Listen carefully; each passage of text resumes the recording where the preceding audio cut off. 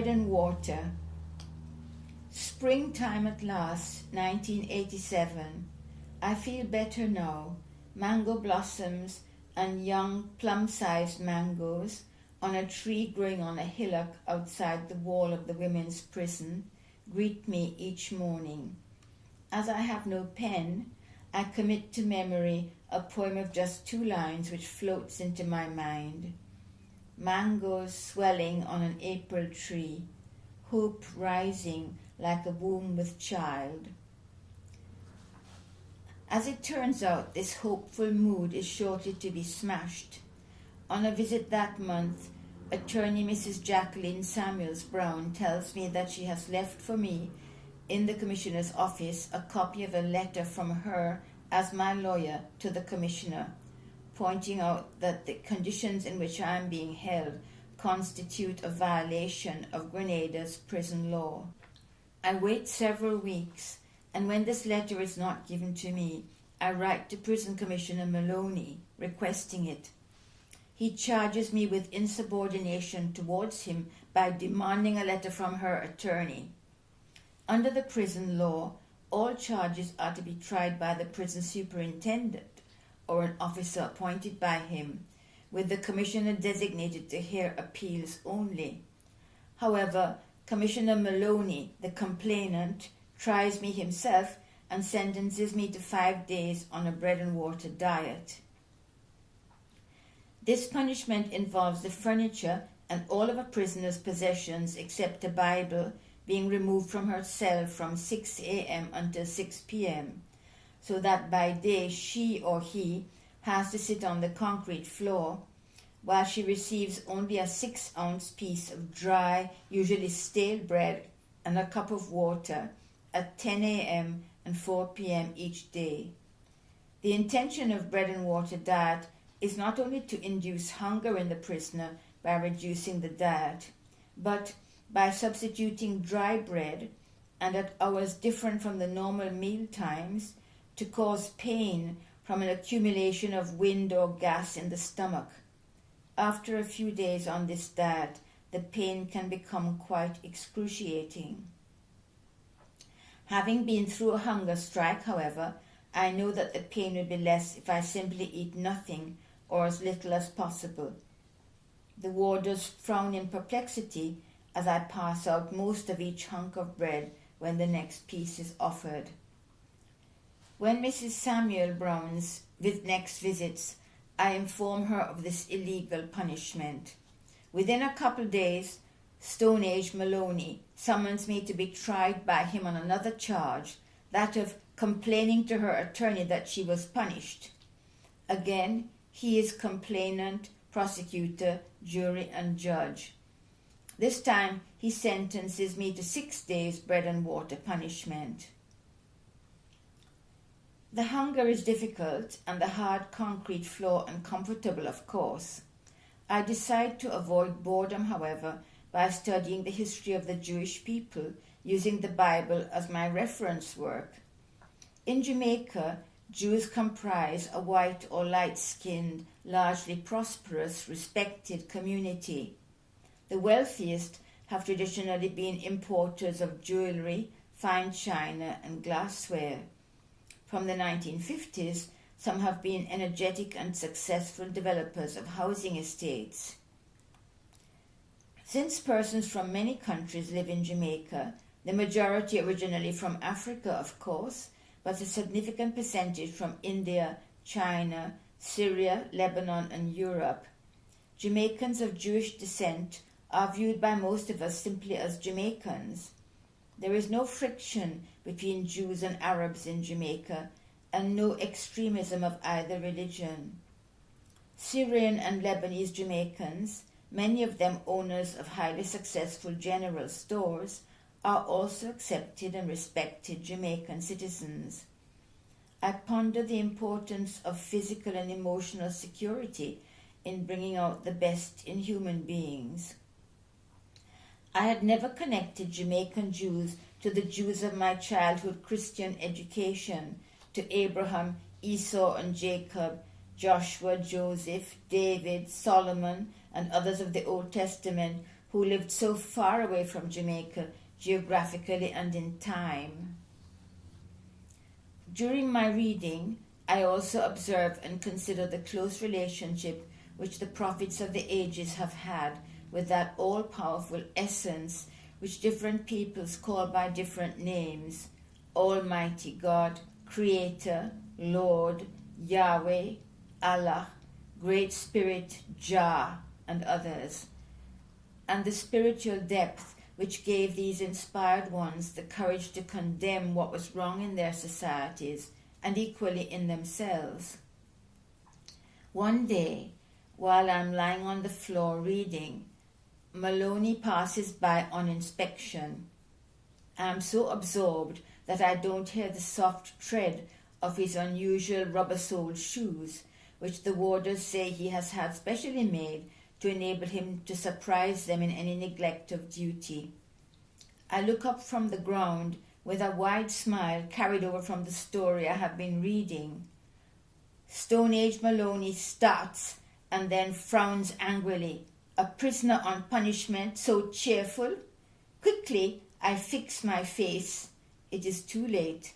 Never again am I allowed to have a Bible in my cell while undergoing bread and water punishment. In November 1987, when I finally received the official transcript of our trial, I asked Maloney for paper and pen, since these are essential to prepare my appeal. He ignores me. Every time he visits, I politely but firmly repeat my request. Finally, he shouts at me, "Stop asking me that." I continue to ask on most days, albeit very politely. One day in November, as soon as I make my usual request, he flies at my cell door, battering it with his stick and screaming at me. His bright eyes remind me of a deranged patient I had encountered in an antiquated mental hospital in Britain in the 1960s. Seized with terror, he had flown at the door of his padded cell as a nurse and I passed by. Instinctively, without thought, I asked Stone Age quietly, "Are you afraid of me?" He utters a long bellow like a cow being slaughtered.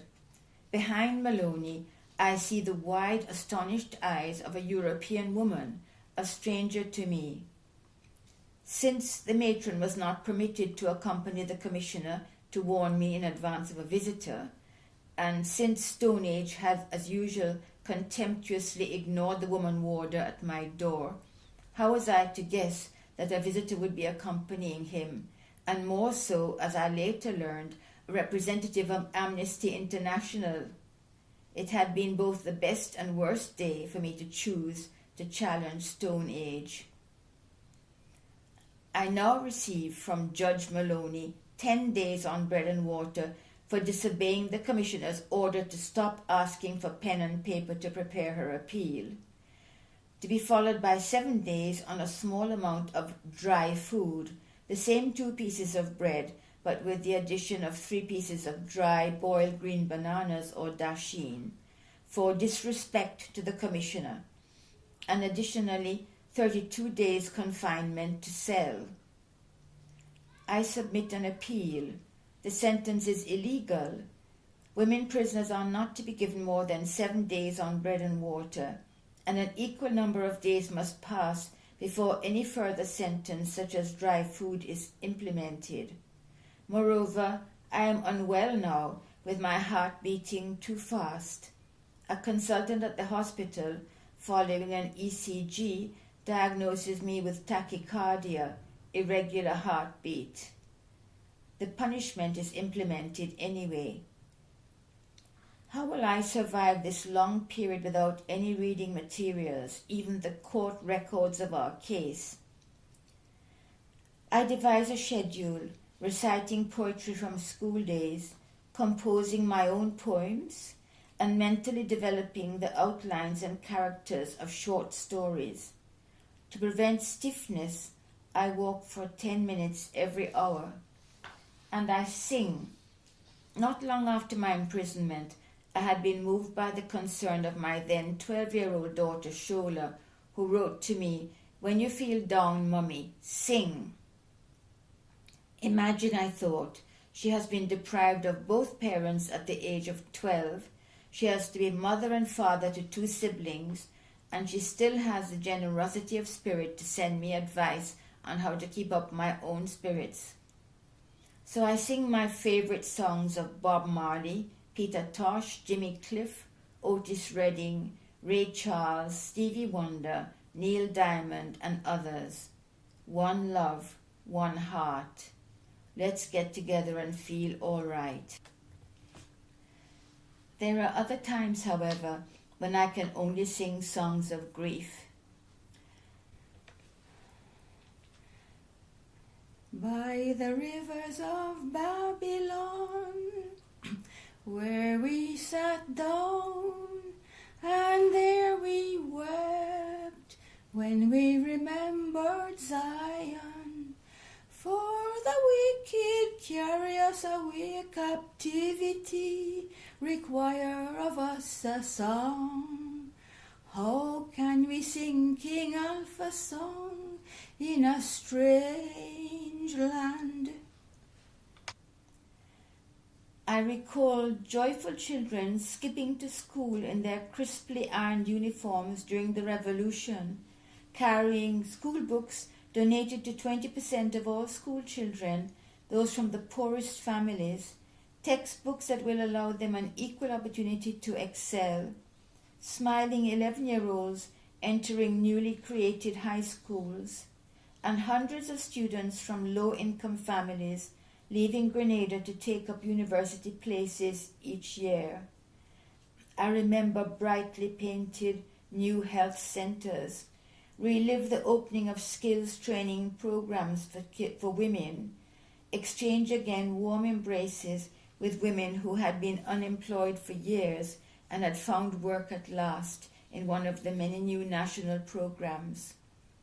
I recall the struggle for and final passing in 1980 of the maternity leave law, and increasing numbers of women having the confidence to say no to any man who abused them. Across the screen of my mind move happy faces filled with determination and pride. All this pride, all this hope has been lost. Since the warder is watching me, I can only weep inwardly.